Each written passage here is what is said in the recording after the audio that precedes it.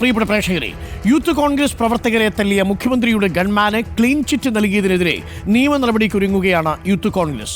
മർദ്ദന ദൃശ്യങ്ങൾ പോലീസ് മേധാവിക്ക് നൽകിയ യൂത്ത് കോൺഗ്രസ് കോടതിയിലും എതിർപ്പറിയിക്കും.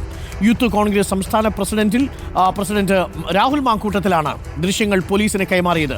അതേസമയം വിഷയത്തിൽ ശക്തമായ സമരപരിപാടികളുമായി മുന്നോട്ടു പോകുമെന്ന് മർദ്ദനമേറ്റ KSU ജില്ലാ പ്രസിഡന്റ് AD തോമസ് പറഞ്ഞു.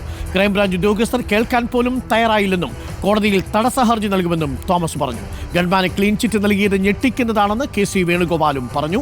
ആദ്യം പ്രതികരണങ്ങൾ കേൾക്കാം.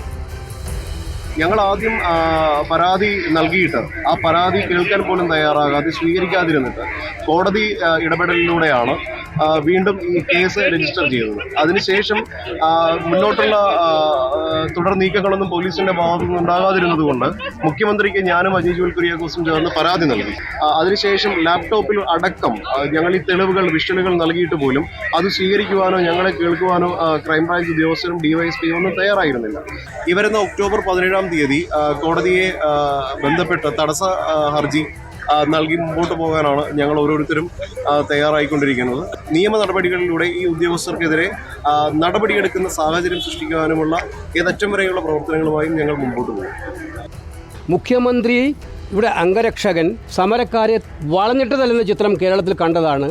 ഇത്ര നഗ്നമായിട്ടുള്ള അക്രമം നടന്നിട്ടും ആ അക്രമത്തെ ഒരു കൂസലുമില്ലാതെ എഴുതി തള്ളാൻ എങ്ങനെ പോലീസിന് ധൈര്യം വന്നു? ഇതെന്ത് പോലീസാണ്?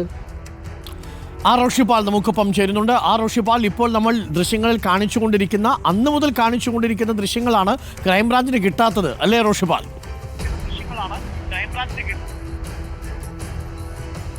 അരുൺകുമാർ, അന്ന് നവകേരള യാത്രയിൽ യൂത്ത് കോൺഗ്രസ് നടത്തിയ പ്രതിഷേധം, ആ പ്രതിഷേധത്തിൻ്റെ ഇടയിൽ മുഖ്യമന്ത്രിയുടെ ഗൺമാൻ ഉൾപ്പെടെ യൂത്ത് കോൺഗ്രസ് പ്രവർത്തകരെ ആക്രമിക്കുന്നത് നമ്മൾ ആ ദൃശ്യങ്ങൾ അന്ന് തന്നെ പുറത്തു വന്നതാണ്. പിന്നീട് പോലീസ് അന്വേഷണം പൂർത്തിയാകുന്ന ഘട്ടത്തിൽ ഈ ദൃശ്യങ്ങൾ ലഭിച്ചില്ല എന്ന ഒറ്റ കാരണത്താൽ തെളിവില്ല എന്ന് ചൂണ്ടിക്കാണിച്ച് കേസ് അവസാനിപ്പിക്കാനുള്ള നീക്കമാണ്.